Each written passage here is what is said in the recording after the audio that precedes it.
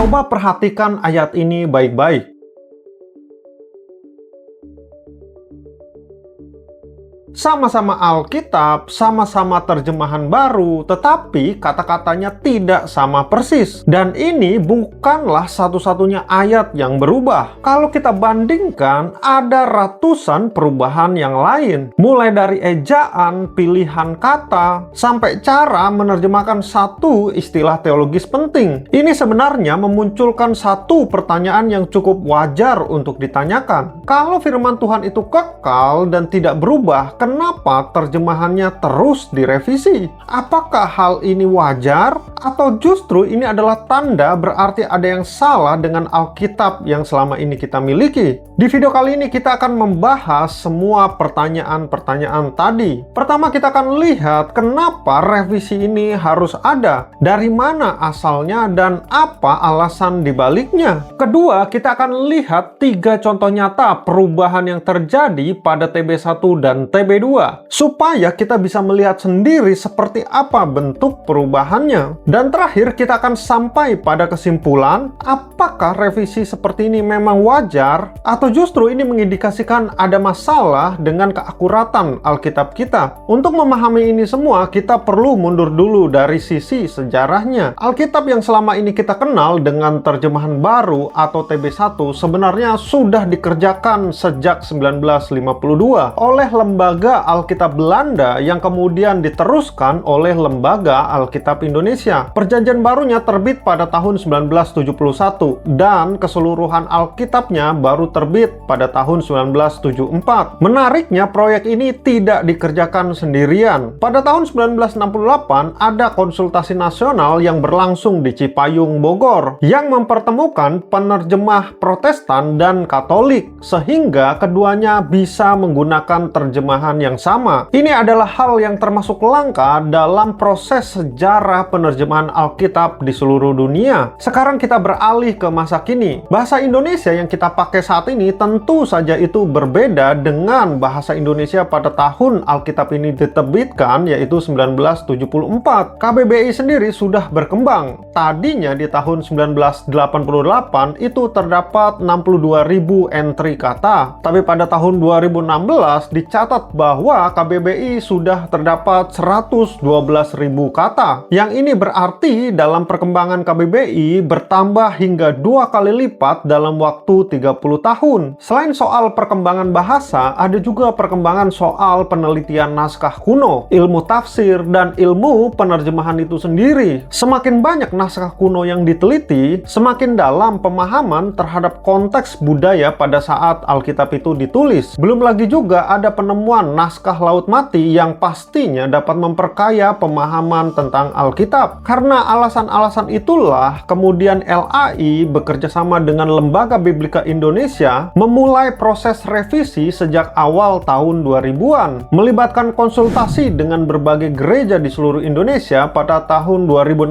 sampai 2018. Hasilnya adalah terjemahan baru edisi kedua atau TB2. Perjanjian barunya terbit pada tahun 2022 dan Alkitab lengkapnya terbit pada tahun 2023. Jadi ini bukanlah revisi dadakan. Ini proses yang berjalan selama puluhan tahun dengan alasan yang jelas, bahasa yang terus berubah, dan pemahaman kita terhadap teks aslinya yang terus bertambah. Tapi pada titik ini biasanya muncul sebuah keraguan. Kalau terjemahannya berubah-ubah, jangan-jangan firman Tuhannya sendiri yang memang tidak konsisten. Disinilah kita perlu membedakan dua hal yang seringkali tertukar. Yang direvisi itu terjemahannya, yaitu versi bahasa Indonesia yang kita baca, bukan naskah aslinya, yaitu teks Ibrani, bahasa Aram, dan bahasa Yunani yang menjadi sumber terjemahan di seluruh dunia. Naskah asli itu sendiri sudah diuji dengan begitu ketat lewat ribuan manuskrip kuno dan konsistensinya sudah teruji lintas generasi. Jadi bayangkan seperti ini, naskah asli itu seperti ini file master yang tidak berubah. Yang direvisi adalah cara kita menerjemahkan file master itu ke dalam bahasa yang terus berkembang. Dan ini bukan hanya terjadi sekedar di Indonesia. Coba lihat dunia bahasa Inggris. Ada King James Version dari tahun 1611. Lalu ada New International Version yang pertama terbit tahun 1978 dan direvisi lagi pada tahun 2011. Dua-duanya sama-sama Alkitab, sama-sama berasal dari naskah asli yang sama, tapi bahasanya disesuaikan dengan zamannya masing-masing. Jadi merevisi terjemahan itu bukan berarti tanda ada sesuatu yang salah. Itu merupakan praktek standar penerjemahan Alkitab di seluruh dunia. Sekarang kita akan lihat langsung apa yang berubah sebenarnya dari TB1 hingga ke TB2 ini. Kita akan lihat 3 contoh dengan 3 alasan yang berbeda. Contoh yang pertama adalah pergeseran makna kata. Di 1 Raja-Raja 7 ayat 17, TB1 menuliskannya begini. Dibuatnya pula 2 jala-jala untuk ganja yang ada di kepala tiang itu. Sedangkan TB2-nya menuliskannya begini. Dibuatnya pula 2 hiasan bercorak jaring untuk kepala tiang yang ada di ujung tiang itu. Kata ganja di sini sebenarnya merupakan istilah lama untuk menyebut bagian ornamen di tiang kepala bangunan. Tapi coba pikirkan kalau kita pakai kata itu pada hari ini. Pastinya saat ini memberikan pengertian yang berbeda. Bahasa maknanya sudah bergeser. Dan kalau dibiarkan, justru bisa menimbulkan salah paham yang konyol. Jadi ini bukan soal ayatnya salah. Ini soal bahasa Indonesia hari ini yang sudah tidak menggunakan kata yang sama dengan makna yang sama. Contoh kedua adalah penelitian bahasa asli. Di Wahyu 3 ayat 14, TB1 menuliskan, inilah firman dari Amin, saksi yang setia dan benar, permulaan dari ciptaan Allah. TB2 mengubahnya menjadi, inilah firman dari Amin, saksi yang setia dan benar, sumber dari ciptaan Allah. Kata Yunani yang dipakai di sini adalah arche. Sebenarnya punya makna cakupan yang cukup luas. Bisa berarti merupakan awal, permulaan, sumber, atau bahkan penguasa. Masalahnya kalau diterjemahkan permulaan, pembaca bisa salah tangkap seolah-olah Kristus adalah makhluk pertama yang diciptakan Allah. Padahal maksud aslinya justru adalah sebaliknya. Kristus adalah sumber dari segala ciptaan. Jadi perubahan ini bukanlah mengubah ajaran, tapi justru mempertegas makna yang sebelumnya berpotensi menimbulkan kesalahpahaman. Contoh ketiga adalah kejelasan konteks cerita. Di Yohanes 9 ayat 35-38 ada percakapan antara Yesus dengan seseorang yang baru disembuhkan dari kebutaan. Di TB1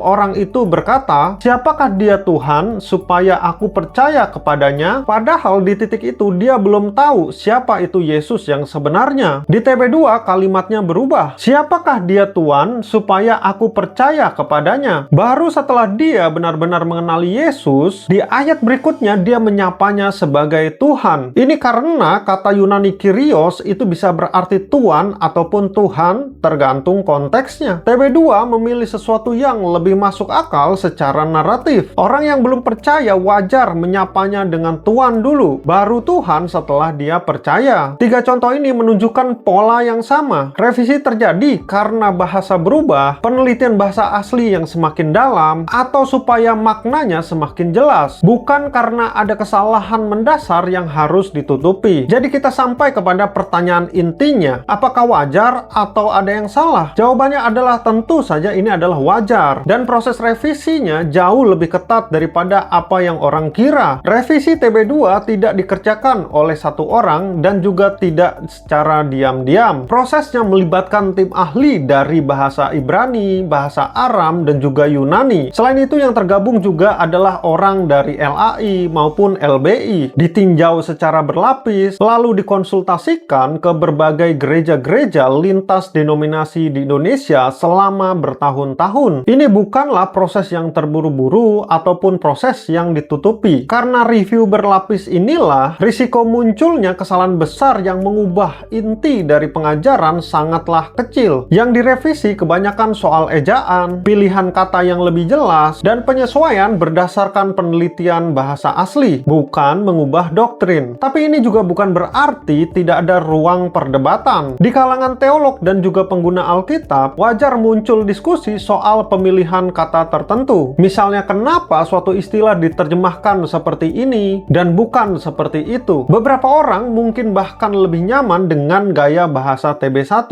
karena sudah terbiasa dan sudah menghafalnya selama bertahun-tahun. Jadi kesimpulannya begini, revisi terjemahan Alkitab itu wajar, prosesnya bisa dipertanggungjawabkan, tetapi perdebatan soal pemilihan kata tentu saja sah, karena itu adalah bagian proses penerjemahan yang jujur, bukan tanda adanya manipulasi. Jadi menurut kamu, apakah revisi seperti ini penting untuk dilakukan, atau justru kamu lebih nyaman dengan gaya bahasa terjemahan lama? Tulis pendapatmu di kolom komentar ya. Semoga video ini dapat menjadi berkat untuk kita semua. Sampai ketemu di video berikutnya dan Tuhan Yesus memberkati.